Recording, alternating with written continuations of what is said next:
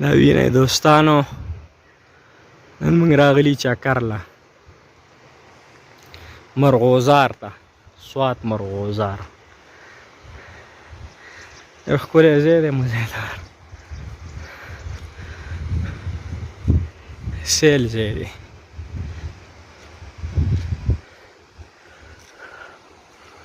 بره نښتر دی، خو ډېر چوت دي. دا پکې سیند دی وړوکی غونته.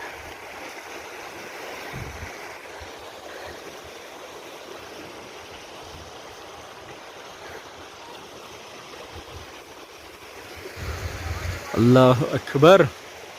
الله ډېر غټ بادشاه ذات دی. نو ښکلي ښکلي ځایان یې پیدا کړي. وینئ شنه شنه ښکلي ښکلي مزیدار. هغه سایډ ډېر ښکلی شین دی، هنرمند دی.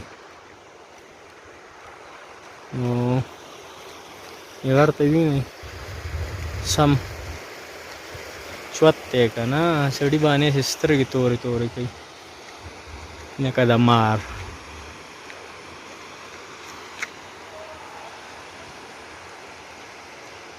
سیرو فی الارض. وګورئ زما په ځمکه کې او عبرت حاصل کړئ دا خلکو نه، کوم له چې الله تعالی عذاب ورکړی، او عبرت حاصل کړئ دې نه.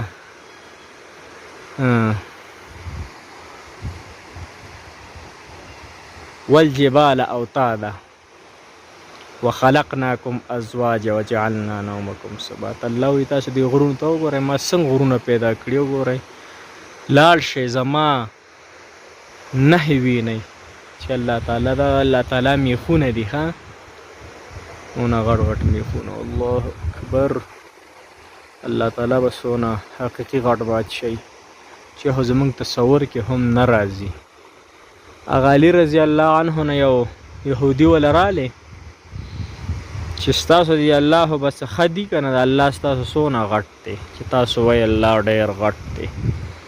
نو علي رضی الله تعالی عنه ته وفرمیل چې راځه.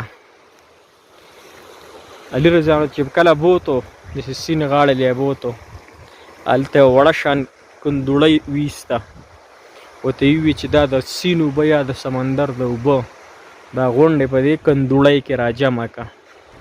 او ته چې دا څنګه ممکنه ده، دا خو نه کېږي زړګیه، ستا عقل په ځای دی کو نه دی چې دا غونډ سمندر یا دا غونډ سیند زه په دې اوبو کې راځی کړم، دا خو پکې نه راځي، ستا خو دماغ ټیک ټیکو نه دي. او ته چې د الله ولی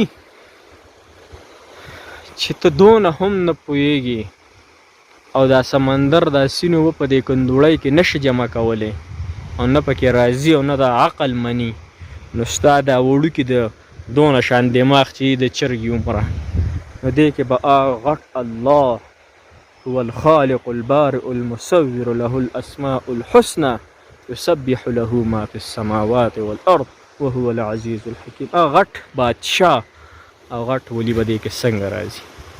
نو عزتمندو دا زما د الله تعالی نښې دي. والجبال اوتادا وخلقناکم ازواجا وجعلنا نومکم سباتا. به هر حال دغې نه اخوا بیا دغه دی څه ورته وایي بونیر خان دی، اخی نه بونیر کلی دی، دغه بونیر ضلع بونیر دغې نه اخوا دی. نو بس کو چکر راوښی، ډېر ښکلی موسم دی، سوحانه مزیدار. نو که څوک بیا راتلی انشاءالله چکر ووهئ. امیر صاحب څرنګې؟ امیر صاحبو څه کې غوپه وی کو خیجې بره دغې غټې غټې له راشئ او په دغې وخیجه. خیال کوه ګوره تیندکو نه خورئ. هغه سندریم درته ښیم، هغه غر هغه هم وینئ. دا زموږ موټرسایکلې دي، موټرسایکلو باندې راغلي. به هر حال هغه وینئ دغه سیندران دي.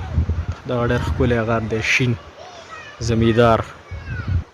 ښامار سترګې مې راوستې موټرسایکل